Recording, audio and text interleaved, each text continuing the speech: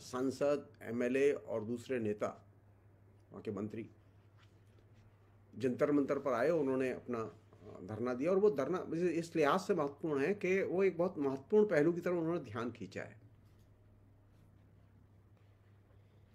वो पहलू ये है कि 2014 में जब से नरेंद्र मोदी आए हैं तब से हिंदुस्तान में एक नया सिस्टम शुरू हुआ है।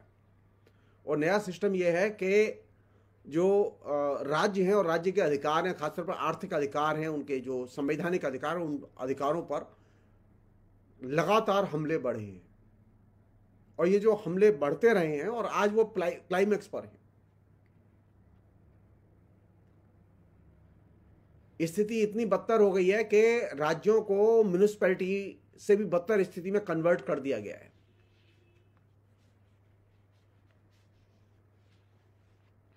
हमारे संविधान की सेवा करने का और संविधान के अनुसार काम करने का जिन लोगों ने लक्ष्य रखा था और जिन लोगों ने सौगंध खाई थी, वो राम की सौगंध खा के संसद में नहीं आए थे, बल्कि वो संविधान की सौगंध खा के संसद में आए थे। संविधान की सौगंध खा के संविधान में छेद करना, संविधान की धारणाओं और उसके क्रियान्वयन में छेद करना, ये एक नया फिनोमिना है जो कि दर्ज किया गया है।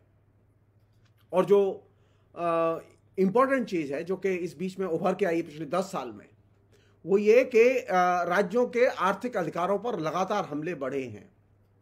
और ये जो हमले बढ़ते रहे हैं उसने बड़े पैमाने पर राज्यों को आर्थिक तौर पर कमजोर किया है।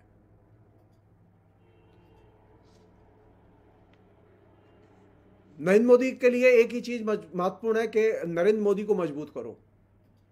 संविधान के लिए यह महत्वपूर्ण नहीं है कि प्रधानमंत्री को मजबूत करो। संविधान के लिए महत्वपूर्ण है कि भारत के फेडरल या संघात्मक ढांचे को मजबूत करो। संघ को मजबूत करने का मतलब यह है राज्यों को मजबूत करना, और राज्यों को मजबूत करने का मतलब देश के नागरिकों को मजबूत करना। लेकिन नरेंद्र मोदी ने राज्यों के खिलाफ, उनके अधिकारों के खिलाफ एक तरह से मुहिम छेड़ी हुई है, और उन राज्यों के खिलाफ तो खास तौर पर जहां उनकी सरकार नहीं है।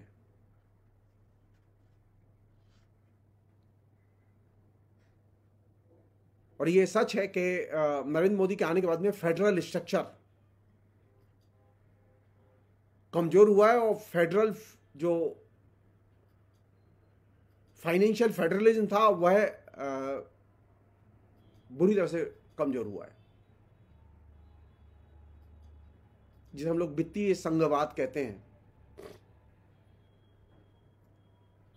नरेंद्र मोदी का जो दृष्टिकोण है वो किस तरह से जन विरोधी है और राज्य विरोधी है, इसको समझने के लिए आज जो धरना दिया गया है कर्नाटक के सांसद, विधायक और दूसरे नेताओं के जरिए, उसको तमिलनाडु ने भी सपोर्ट किया, उसको केरल ने भी सपोर्ट किया।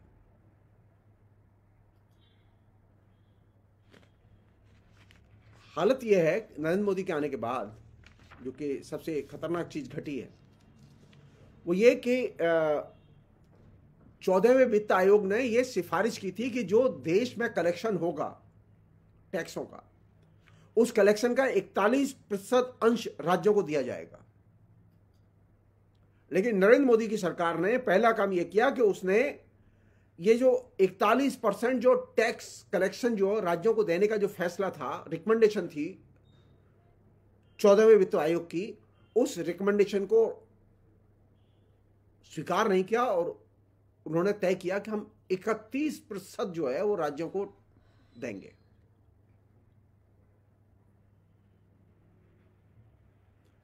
अच्छा, 31% जो राज्यों को देंगे तो वो भी आसानी से नहीं मिल रहा है।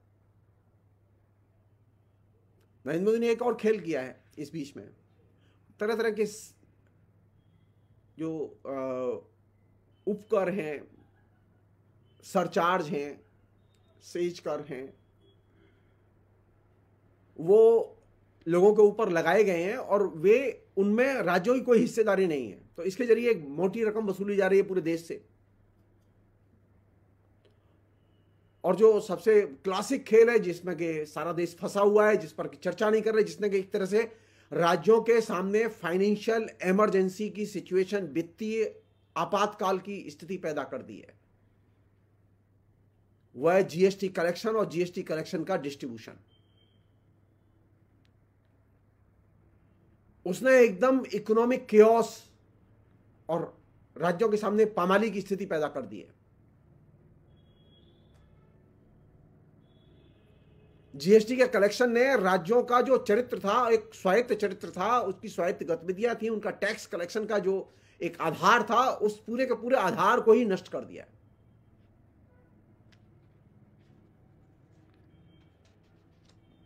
पहले कहते थे ना भारत राज्यों का देश है।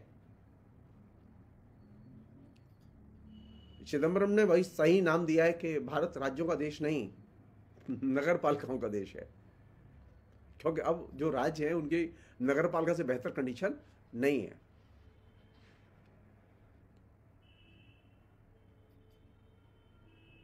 फाइनेंशियल जो ये जो केओस, जीएसटी और दूसरे वित्तीय आयोग के जो रिकमेंडेशन है उनको न मानने के कारण जो नरेंद्र मोदी सरकार ने पैदा किया है, उस वित्तीय केओस का एक पहला परिणाम यह निकला है कि सत्ता पूरी तरह से नरेंद्र मोदी के हाथ में, पूरे देश की सत्ता नरेंद्र मोदी के हाथ में केंद्रित होकर रह गई। कोई बहस नहीं हो रही इस पर। पिछली पार्लियामेंट में जो सेशन था उसमें 3 क्रिमिनल कोड, आचार संहिता, सो कॉल्ड भारतीय दंड संहिता के 3 जो है बिल पास किए गए।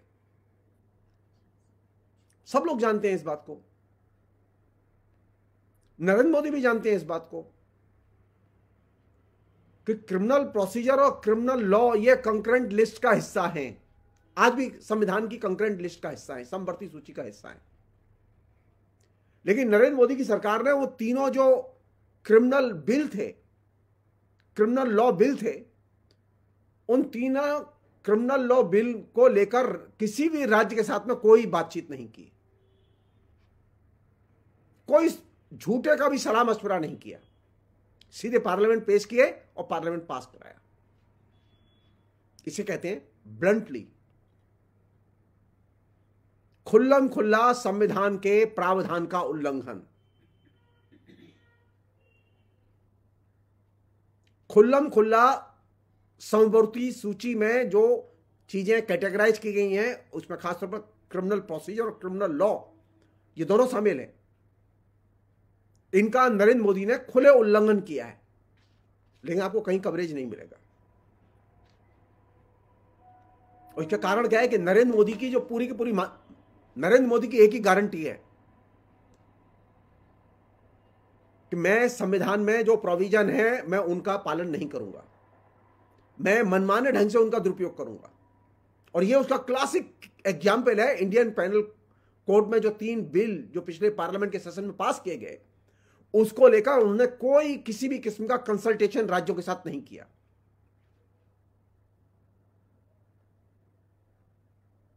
और तो और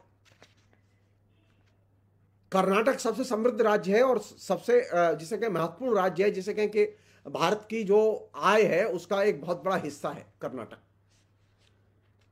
और इस महत्वपूर्ण राज्य की स्थिति इतनी बदतर कर दी है नरेंद्र मोदी ने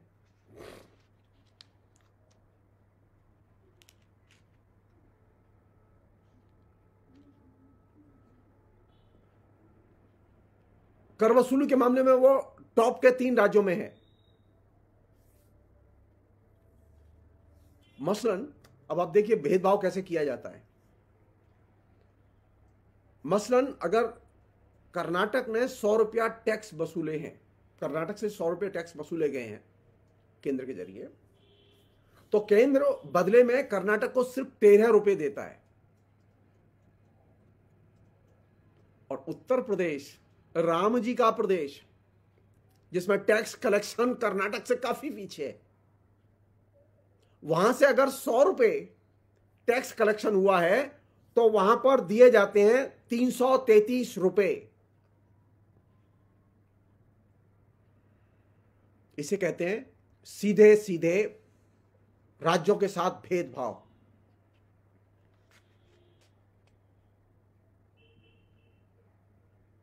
नरेंद्र मोदी को जनता की बहुत चिंता है ना। जनता जनता करते करते वो, और गारंटी देते देते वो थक गए हैं। कर्नाटक के एक बड़े इलाके में सूखा पड़ा हुआ है, भयानक बुरी हालत है। और इस सूखे से वहां की आबादी जो जिस तरह से प्रभावित है, उसके लिए जरूरी है कि केंद्र वहां आर्थिक मदद पहुंचाए।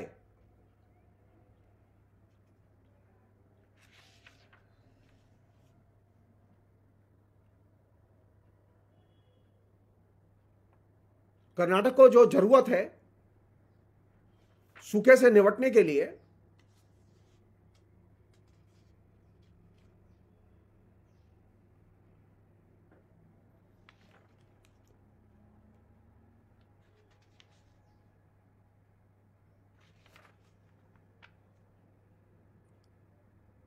उन्होंने मांग की थी कि उन्हें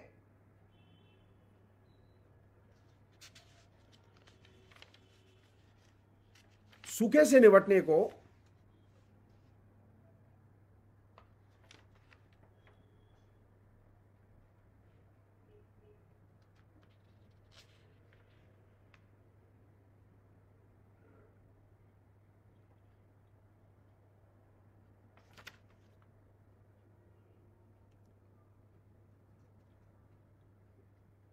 ₹36,000 करोड़ की जरूरत है।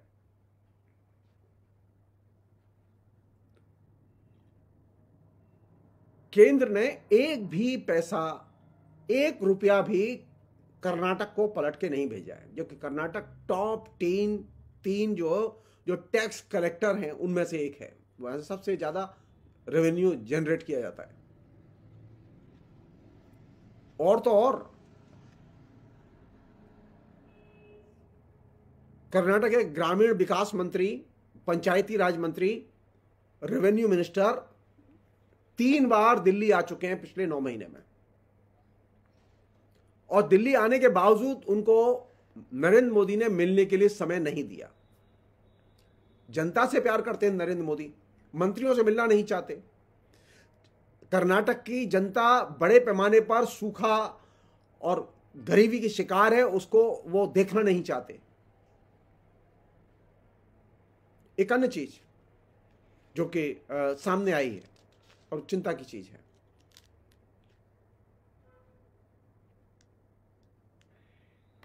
वो ये कि जो भेदभाव जिसकी हम लोग चर्चा कर रहे हैं,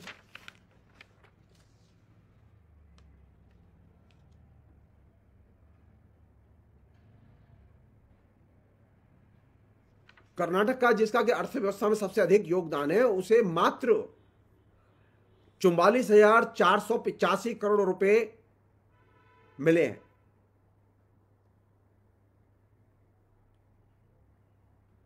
टैक्स कलेक्शन में सबसे ऊपर यूपी, टैक्स कलेक्शन में नीचे यूपी को 2,18,000 करोड़ रुपया, मध्य प्रदेश को भी कर्नाटक से ज्यादा, मध्य प्रदेश को 95,000 करोड़ रुपया। सारे तर्क बेमानी है संविधान के, सारे प्रावधान, फाइनेंस कमीशन की रिकमेंडेशन सारी की सारी बेमानी है नरेंद्र मोदी के सामने। जो राज्य टैक्स कलेक्शन में सबसे नीचे है और पीछे है, उनको सबसे ज्यादा आर्थिक मदद पहुंचाई जा रही है।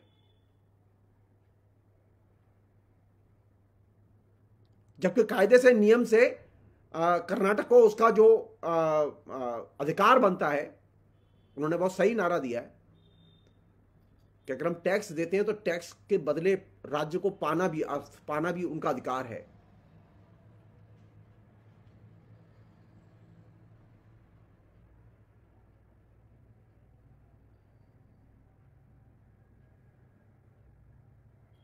एक और चीज है, ये कह के मैं ये बातचीत यहीं रोकूंगा। मैं कर्नाटक के साथ में आज केरल भी उनके इस प्रतिवाद में शामिल हुआ है। तो केरल के साथ में भी भेदभाव चल रहा है। सबसे विकसित राज्य है हिंदुस्तान का, जो ह्यूमन इंडेक्स में सबसे विकसित राज्य माना जाता है, उसमें केरल टॉप पर है। लेकिन केरल के साथ में नरेंद्र मोदी का रवैया क्या है? नरेंद्र मोदी का रवैया यह है कि केरल का तकरीबन 57,400 करोड़ रुपया केंद्र पर बकाया है, जो केंद्र ने नहीं दिया है। इसके अलावा 2,000 करोड़ रुपया जीएसटी का बकाया है, जो केंद्र ने नहीं दिया है।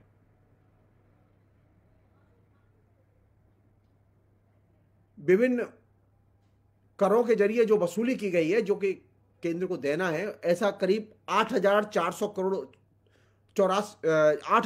करोड़ रुपया बकाया है। 8,400 करोड़ रुपया।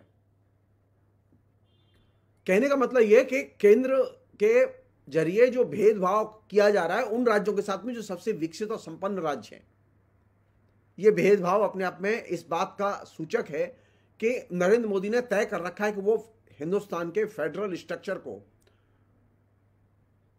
कमजोर करके एकदम पामाली की तरफ ले जाएंगे और राज्यों के सामने वित्तीय आपातकाल की स्थिति वो धीरे धीरे विकसित कर रहे हैं। और ये जो वित्तीय आपातकाल राज्यों के सामने खड़ा करना, ये सुनियोजित ढंग से किया जा रहा है, जिससे फेडरल स्ट्रक्चर न रहे। और फेडरल स्ट्रक्चर नहीं रहेगा तो डेमोक्रेसी की फिर जरूरत ही नहीं है। तो नरेंद्र मोदी की 10 साल में एक बड़ी गिफ्ट है, हिंदुस्तान के आर्थिक या वित्तीय फेडरल स्ट्रक्चर को, उसकी रीढ़ की हड्डी को तोड़ देना। राज्यों को यह चीज समझनी होगी और लोकतंत्र को बचाने के लिए और फेडरल स्ट्रक्चर को बचाने के लिए संविधान में उल्लिखित जो फेडरलिज्म के जो राइट्स हैं, जो राज्यों के अधिकार हैं, उनको बचाने के लिए उन्हें सड़कों पर उतरना होगा। फिलहाल इतना ही। आशा है ये कार्यक्रम आपको पसंद आया होगा। इस वीडियो को ज्यादा से ज्यादा शेयर करें, लाइक करें और कमेंट करके बताएं आपकी राय क्या है। और अगर आपने हमारा यूट्यूब चैनल अभी तक सब्सक्राइब नहीं किया है तो तुरंत इसको सब्सक्राइब कर लीजिए और बेल आइकन भी दबा दीजिएगा, ताकि अगली जब वीडियो अपलोड हो तो आपके पास इसका नोटिफिकेशन पहुंच सके। और अगर आपने हमारा फेसबुक पेज फॉलो नहीं किया है, फेसबुक पेज को भी फॉलो करें। धन्यवाद।